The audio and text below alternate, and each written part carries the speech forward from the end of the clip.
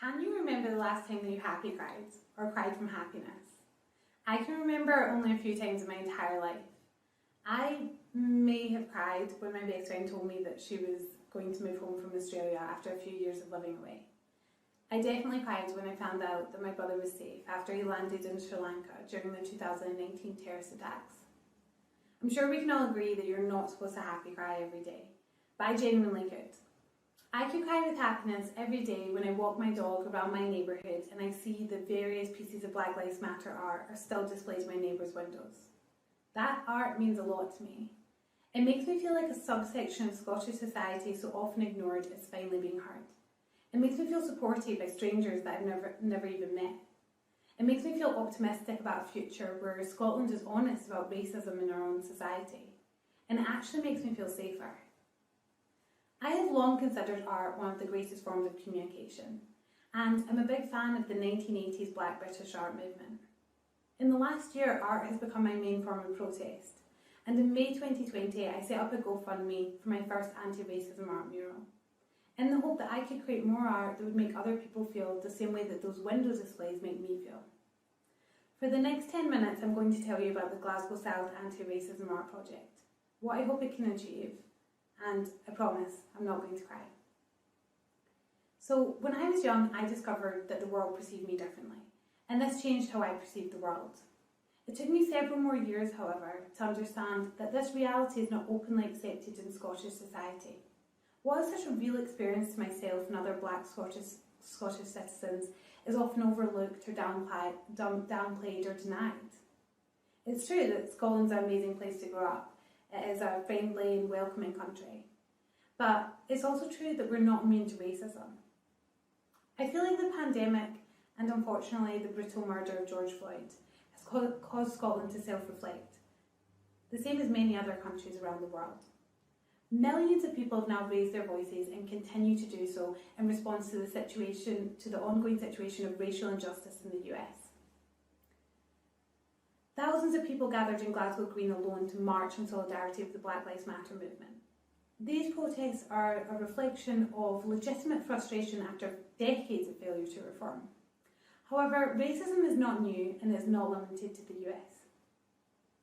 Ibram X. Kendi, author of How to Be an Anti-Racist, says that the heartbeat of racism is denial, and the heartbeat of anti-racism is confession. I feel like Scotland might finally be ready to confess to our racist history.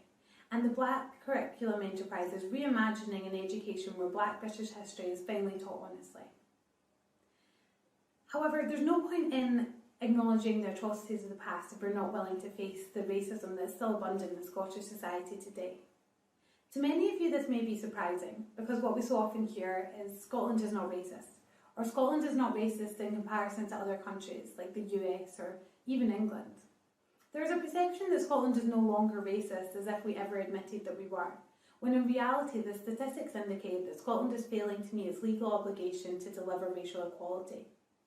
The UN observed that persons of African and Caribbean descent in the UK face institutional racism in areas such as health, employment, education, stop and search practices and the criminal justice system. We make up only 3% of the population but 8% of the deaths in custody.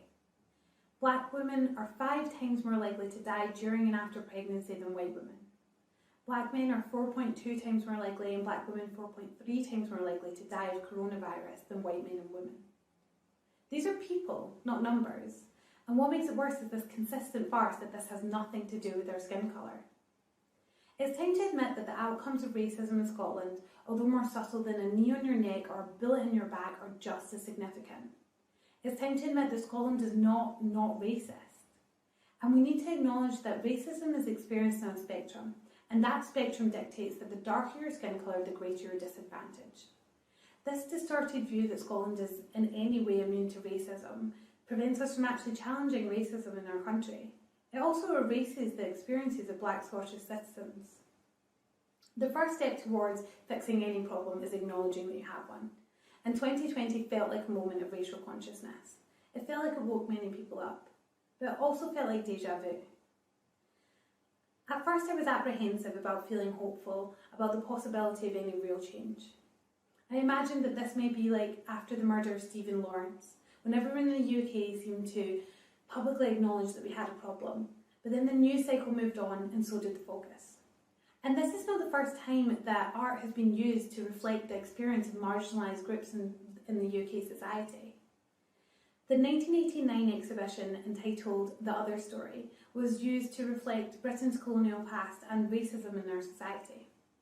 However, I did feel like the BlackLivesMatter signs physically in people's homes reflected a willingness to acknowledge racism in our society and take ownership of it that I had not previously encountered. So I wanted to take the feeling of hope that I feel when I see those BlackLivesMatter signs, and I wanted to amplify it. The response to the GoFundMe was overwhelming. It was uplifting to see how many people wanted to be involved in the project. I received more funding than I needed for my initial idea, and as a result I was able to fund several murals around Glasgow South. The purpose of the project is to acknowledge racism in Scottish society and therefore the Black Scottish experience, but it's also to increase visibility and representation of Black people in Glasgow. I actually struggled to find any publicly accessible murals of Black people in Glasgow before I started this project. I also hope that these murals will encourage real conversation about race and racism in Scotland. Maya Angelou said that history, despite its retching pain, cannot be unlived, but if faced with courage, need not be lived again. I hope that these murals will be a reminder of our past and how it may be impacting our present. So each of these murals benefited from significant input from my local community. The first mural that I commissioned was at a local bar called Gull. The imagery that I chose was of a Black Power salute, and this represented my community's unity and solidarity with the Black population around the world who face anti-Black racism. The word written across it is stand. This is taken from the phrase, I will not always understand, but I will always stand, meaning that non-Black people do not need to understand our struggles to see when something is wrong and to take a stand. The owners of the venue were fantastically supportive. They didn't even want to review the artwork before it was painted on the outside of their business. Kim, one of the owners, said that they were just two white women and it was me who needed to be heard. This action spoke volumes to me about their motivations. I don't actually think that my own mother would let me paint her living room without her approval. The second piece of art that I commissioned was at a popular Southside bar called the Rum Shack. The owners of the Rum Shack chose a portrait of Benjamin Zephaniah for their mural. I had actually previously not been introduced to Zephaniah, so that was the venue's gift to me. Benjamin Zephaniah is a Black, British, Jamaican political poet, playwright, novelist, musician and more. His powerful and honest writing portrays the underlying seriousness of the experience of being Black and the reality of racism in Britain. There's a lot more going on in this mural than immediately meets the eye. Zephaniah is studying the world in his hand and he's accompanied by the Glasgow Jamaica Street sign, which is named after a Scottish-owned slave plantation. The background art is influenced by some album art taken from A Tribe Called Quest. This mural, of course, does reflect Scotland's significant role in the transatlantic slave trade, but it's also a celebration of Black success, and it combats the stereotype that a Black man can only be successful in one way or in another way. Zephaniah is the perfect example of the multitude of skills that one man can hold. This mural may be my favourite mural to date because it reminds me of a Trojan horse. It's so beautifully painted by the talented artist King Listy that it's just a fantastic piece of art by itself, but it's also hidden as a difficult conversation in disguise. I also commissioned a piece of art with the Govan Hill Community Trust. This is located in one of Glasgow's most diverse areas, and it incorporates drawings taken from the Govan Hill Youth Club that they were actually drawing before I even approached them. The mural depicts a child drawing and it is accompanied by a quote from Ruby Bridges. Bridges says that racism is a grown-up disease and we should stop using our children to spread it.